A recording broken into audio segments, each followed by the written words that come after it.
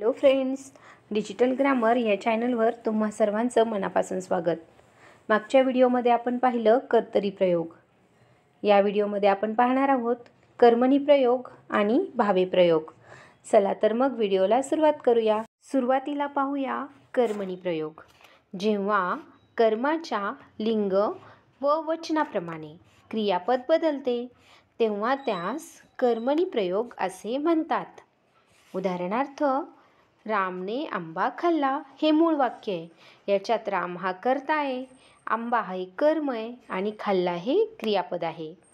तर याची बदललेली वाक्य अशी होतील. पण या वाक्याच्या कर्माच्या लिंगात जर बदल केला तर आपलं वाक्य होईल रामने चिंच खाल्ली.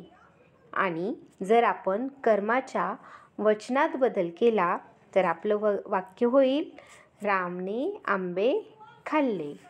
या उदाहरणात